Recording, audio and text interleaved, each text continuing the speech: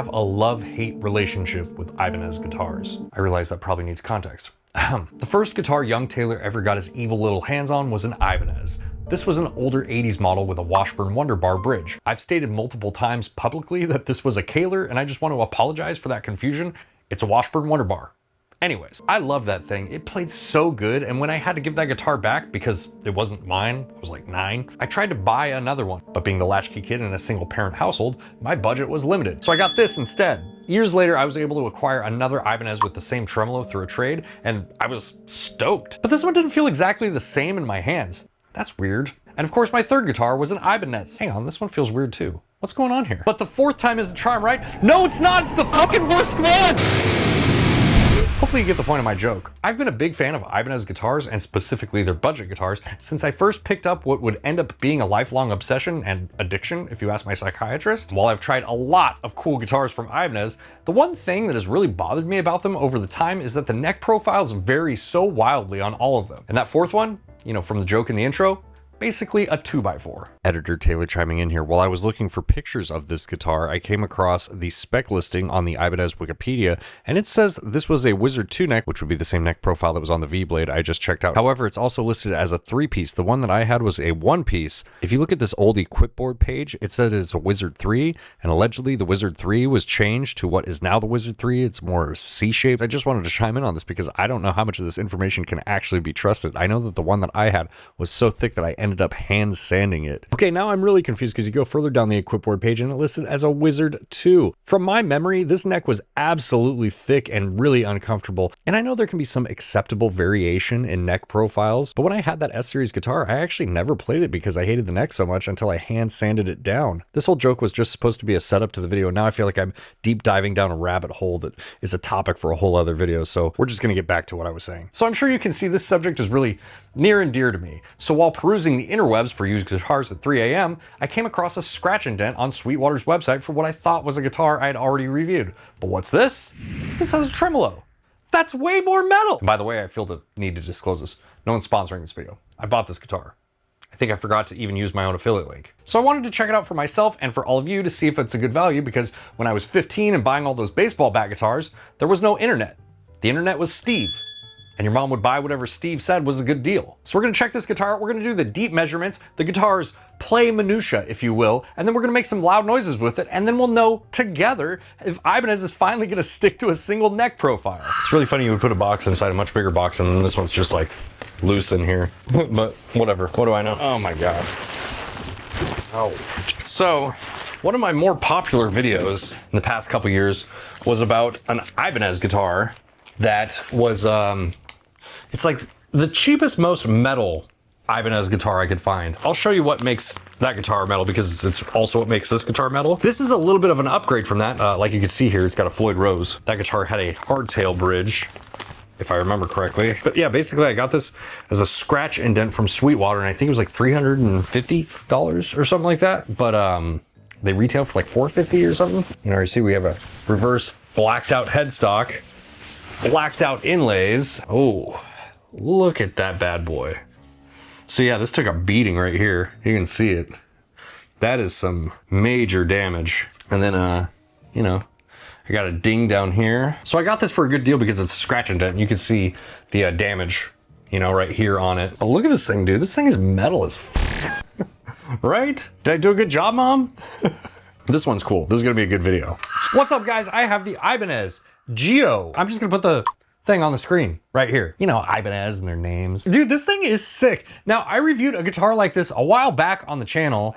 It was very weird. Now, all of that is to say that this guitar feels okay, but the neck is a little bit chunky for my taste, especially for an Ibanez. You just kind of expect that super slim, shreddy neck. That super slim, shreddy neck. And I thought that guitar was very cool. I thought it was a very strong pick for a metal AF.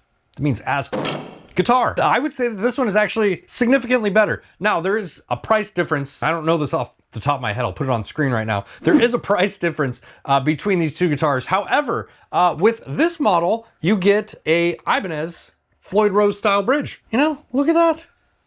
And that's something. To me, that just instantly makes this more metal. The other thing that I would say is the neck profile on this guitar right away is just much better. This is, it feels like the same profile as my Xiphos. We'll figure out if that's the case later on when we get it up on the bench. But before we get going, let me read you the specs. This is the Ibanez GRG330EX. It is a poplar guitar with a satin polyurethane finish. It has a one-piece bolt-on maple neck. The neck shape is listed as GRG. We will measure that later on when we get this guitar on the bench. It has a bound Purple Heart fingerboard with a radius of 15.74 inches. The fingerboard inlays are listed as shark teeth, and I guess that makes sense, but it just looks so funny to me because I'm used to seeing shark tooth. I don't know, but they're black shark tooth inlays. It has 24, I would call them medium jumbo frets, a scale length of 25.5 inches, and an Ibanez branded locking nut. This locking nut feels similar to a Floyd Rose Special to me, but we will test it out later on in this video, you know, and see how it holds tuning after doing some whammies and whatnot. For the pickups in this guitar, we have Ibanez Infinity R humbuckers in both positions. You can control those pickups with a master volume, a master tone, and a 5-way blade pickup selector switch. All of that guitar can be had for the price of 449 clams or dollars or whatever at the time of making this video. But yeah, there's just a lot of really cool things to like about this guitar. Now, my one gripe with Ibanez guitars has always been the neck profiles are always a toss-up.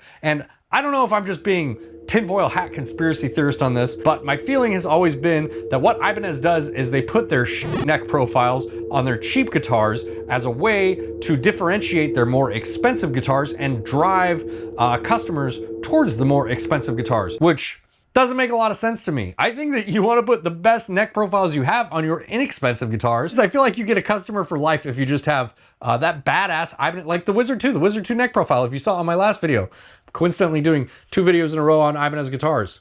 Was not my intention, but that's just the way it worked out. If you saw my last video on the Ibanez V-Blade, that Wizard 2 neck profile is so good, and it's just crazy to me. They don't put that on their entry-level guitars. The reason that I am even setting this up in this way in the first place, usually with new guitars, I don't do this. I just go straight to the bench, do the setup, do the deep specs, all that stuff. However, with this one and you know, the fact that I got beaten up, I'm treating it like a used guitar where I need to sit down and discover things about it. Who knows what other issues we're gonna come across. Let me explain what the rig is here. I got out the MT15. You know, I haven't used this amp in a long time. So we have this budget Geo Ibanez plugged into the devil from my company, Obsidian Audio. If you aren't familiar with this, which if you watch my videos, you're bored to death of me talking about this. But if you are familiar with this is like a tube screamer with a ton of other features, a built-in noise gate, active EQ, a lot of stuff. That's plugged into the front of the MT15 that is going into my Mesa 4x12 cabinet. And if you're like, why are you using this rig on a budget guitar?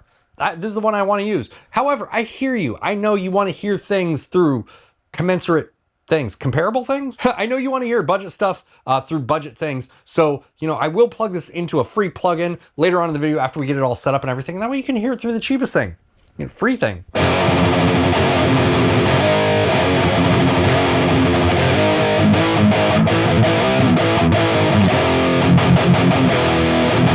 Okay, now, I'm used to this rig, so I kind of know what this should sound like. The pickups to me sound a little bit muffled. You know, we can compensate for that. It's not a big deal.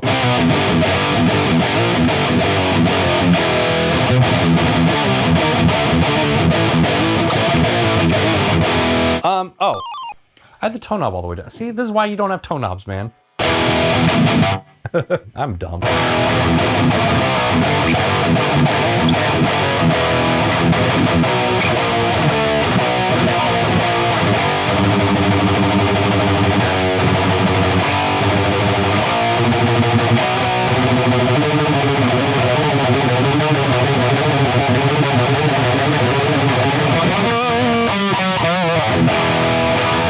Plastic was already peeled off the pickguard.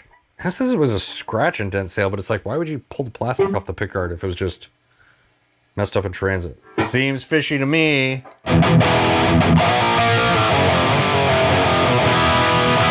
Yeah, dude, this thing plays really nice.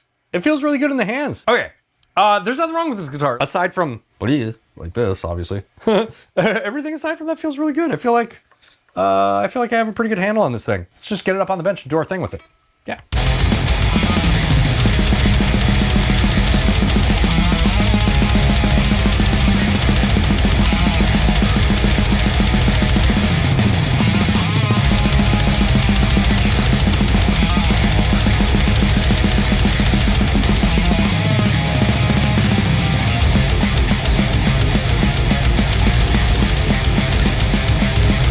Okay, strings off. If you're wondering why there's a piece of masking tape here, it's just so those little bits don't fall out. You could tighten those things back down if you want to. You do you. I just find it easier to put a piece of masking tape on it. So unsurprisingly, this was my experience with the last Ibanez that I had in here that was like similar to this.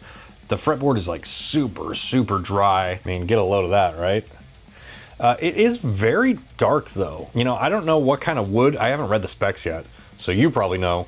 But I don't know at this point what kind of wood is on here, whether or not it's dyed. Maybe it's a synthetic. It looks like a real wood. I love that they're putting these dark woods on these inexpensive guitars. You know, one of the things I don't like about my Prestige Ibanez that I have is it has like a really pale rosewood on it. So it's kind of cool to see them using darker woods on these, you know, essentially entry-level guitars. Let's check out the neck. You know, I've probably said it 100 times in this video, but it's always the toss-up with Ibanez guitars. For me is like what neck profiles are on what guitars. I did have a very inexpensive Ibanez, and I think I rebought it. I think it's in my storage space right now. But I rebought that guitar, and I just haven't finished it yet. You know, if you want to see that, let me know down in the comments. But that neck profile was really, really good, and that was like a budget entry-level guitar if I remember. But then I also had one of the entry-level S series guitars, and it had the worst neck profile on it ever. So, okay, we'll do the width first here. The width at the nut is 43, almost exactly 43 millimeters, which comes out to be 1.69, essentially 1.7 inches. Up at the 12th fret, that increases to almost exactly 53 millimeters, or 2.08 inches. Now let's start discovering the neck profile here, see if I can break it down for you. 19.85 millimeters at the first fret, which is 0.78 inches, and just a shade over 22 millimeters at the 12th fret, or 0.86 inches. And it is a one-piece neck here. I'm sure that is some of the cost savings that you get on this guitar, but you know, some people like one-piece necks. Some people actually prefer this. Tomato, tomato. You know what I mean? Got my little tool here. So this is what it looks like up at the first fret. It's pretty round, you know, you don't have steep shoulders like you did on the V that I had on the channel last week. And you know, a very similar thing up at the 12th fret, just a little bit wider. So I would classify this as a very comfortable but neutral neck profile. It's C-shaped with like sloped shoulders, so you know it's comfortable in the hand, comfortable for long playing sessions. Not lightning fast and thin like you saw on the V from last week, but not chunky like a Gibson or something. I mean the Gibson 59 profile, not the slim taper profile. Put the gun down. Let's check the output on the pickups here. Okay, and we actually have 5 positions here, so we'll check all of them. At the bridge, we're at 12.7. In position 2, 2.78.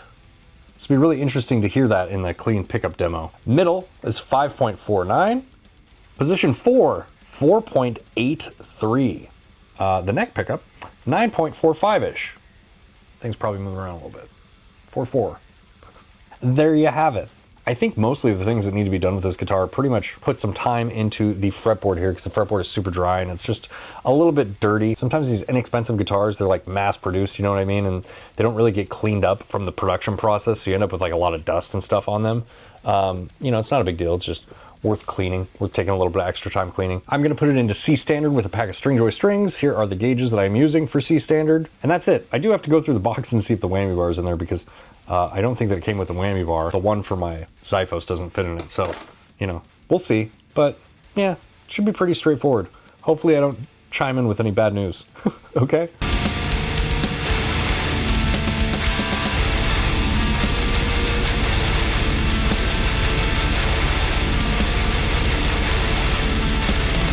Just wanted to explain this real quick here, just in case you're wondering why I'm oiling this fretboard so much. I'm using Formula 1, which is a conditioner and cleaner. The cloth that I'm using has 2 sides. One is a really abrasive side for cleaning the fretboard. The other is a more microfiber side for polishing it. And this fretboard being what it is, I decided to use 2 applications, one for conditioning.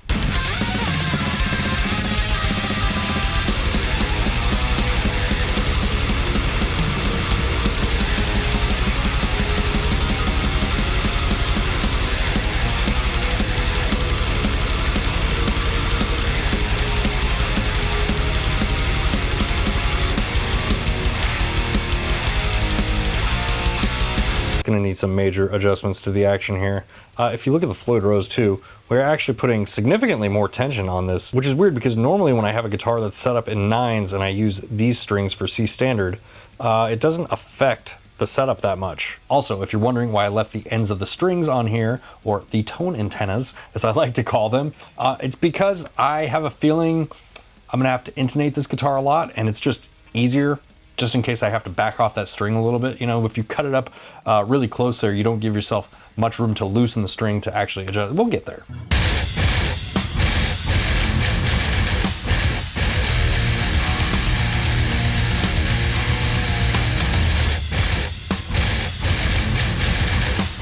Usually I'm pretty good at balancing Floyd Rose type bridges, but for whatever reason I way overshot the tension on the first attempt on this guy. And you can see me adding oil here to these screws. They were really grindy, for lack of a better word, and just the tiniest little drop of oil on these threads really helped them smooth out. And of course I covered the body with a paper towel, just because if you get that oil on the flat finish, it's never coming out.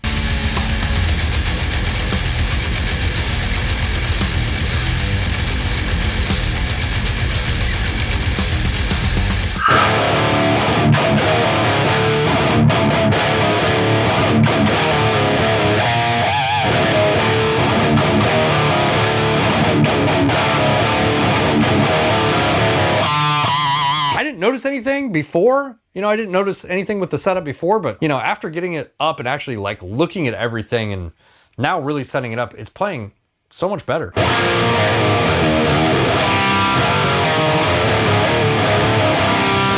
One of the things that I will say is I really appreciate this fretboard. I wish that more people did Purple Heart fretboards, because if this is a budget option, this should be on most budget guitars, in my opinion. Maybe some people just really like rosewood, whatever. But if you remember the V-Blade from last week, which I know I'm probably referencing to death, and if you didn't see that video, when you're done with this one, go watch that video. But if you remember the V-Blade from last week, that was like a 2007 guitar, and I wouldn't call it budget range. I mean, I think it was like a $700-800 guitar, something like that. Budget adjacent, whatever. That guitar had a very pale rosewood, and even my Prestige Ibanez has a pretty pale rosewood on it. But Purple Heart, yeah, it cleans up really good, man. It was really dry when I first got it, but it looks great now.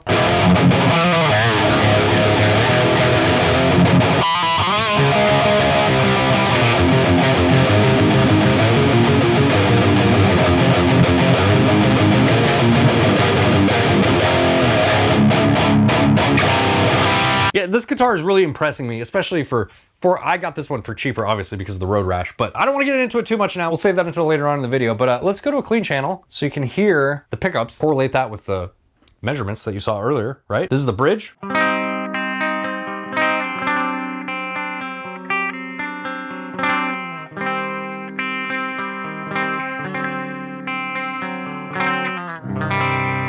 Sounds pretty nice. It's very like punchy sounding. Position 2.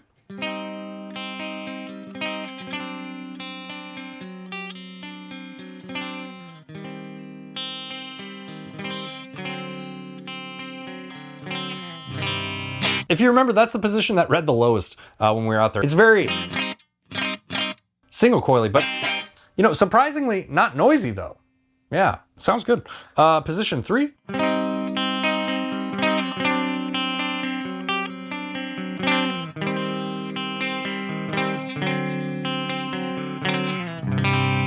Position 4.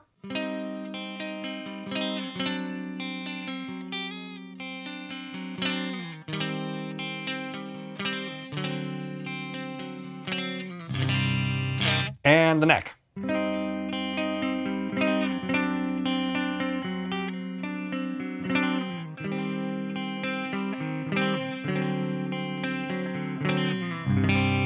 So there's a ton of tonal variation there, and when we were at the bench, you saw all the measurements, you know, you saw the output of the pickup, so you know that like it varies quite a bit. The bridge humbucker is pretty hot.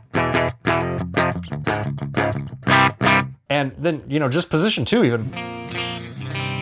Especially on a guitar that's aimed towards beginners. I feel like that's a really great thing to have. But I want a chunky boogie, so let's go back. The Meaty Tones.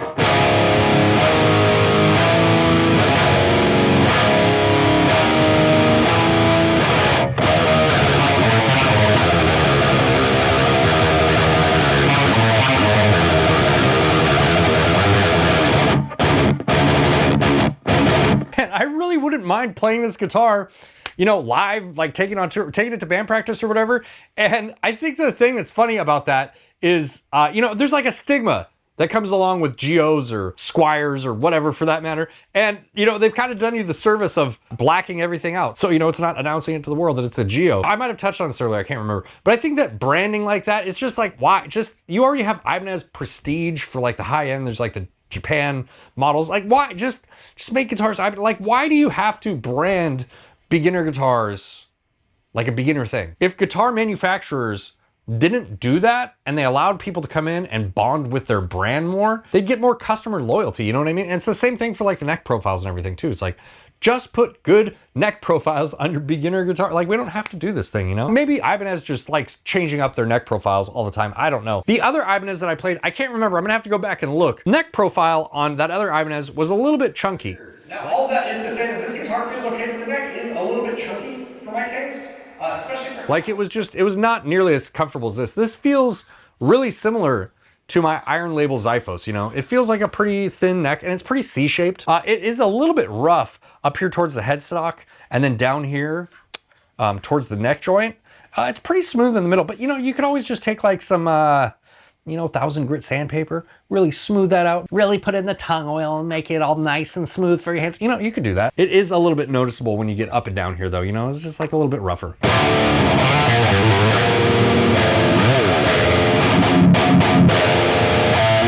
You've heard it through this. I'm sure like those of you out there that really, you know, care deeply about this have been waiting for it. So let's do it. I'm gonna let you guys hear it through a free thing. I don't know what that free thing is yet, but you know, I'll put on screen what it is.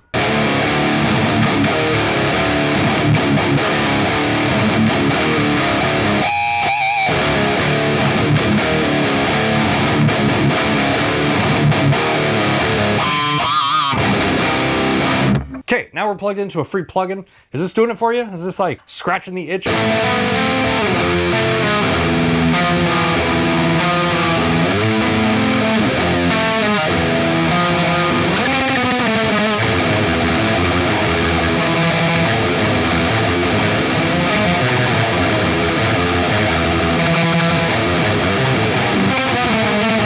All right, hopefully you're enjoying this, but I actually can't hear myself right now. I'm just playing acoustically right now and throwing a plugin on in post for you guys, but I'm gonna plug back into the amp, okay?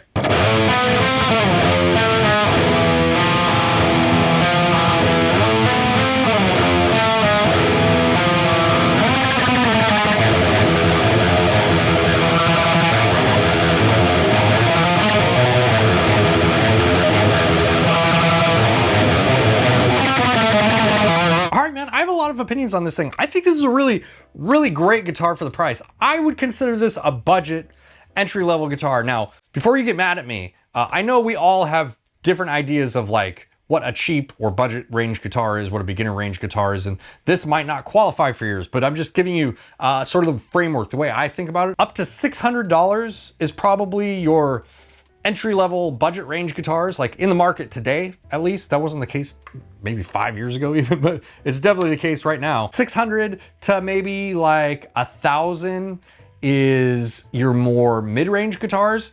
And then 1,000 to 2,000, maybe 1,800 are your high-end mid-range guitars. Workhorse guitars that come with great specs, upgraded already, you know, they come with all the things that you probably already want. And then 1,800 above are like high-end guitars, you know? That's the way I look at it. You might disagree with me.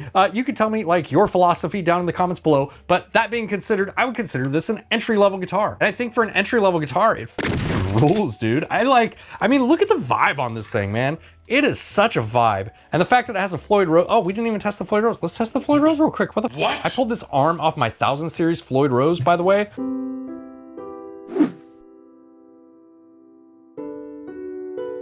So this fits in the Ibanez branded bridge system, just FYI. It does tighten down, but it loosens up pretty quick. You can flutter with it.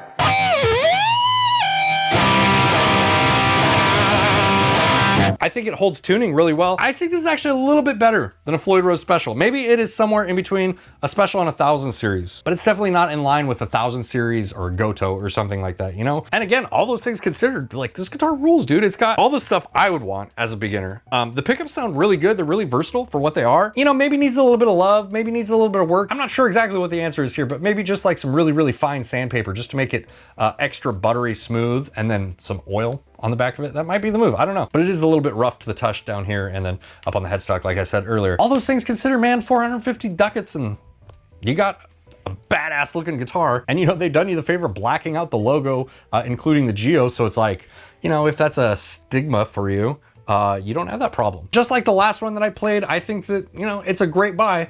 I would say that this one's better, you know, for the money, like all things considered. All right, thank you guys so much for being here with me. Hopefully you enjoyed this video. If you did, do the things so that YouTube knows that you like it, like hitting the like button or sharing or, you know, whatever you kids do these days. If you really like what I do here on this channel, there's like names scrolling by me right now. These are my patrons. We have like a private Discord that we're in and we talk, you know, shit in the Discord. And, you know, you get access to behind the scenes videos and stuff like that, which are like essentially vlogs where I'm like showing you the stuff I'm unboxing and like the things, you know, I'm doing up here on the channel. So if that sounds like fun to you, I'm like totally killing this right now. But if that sounds like fun to you, you can join these people over on my Patreon. There's a link for that down in the description.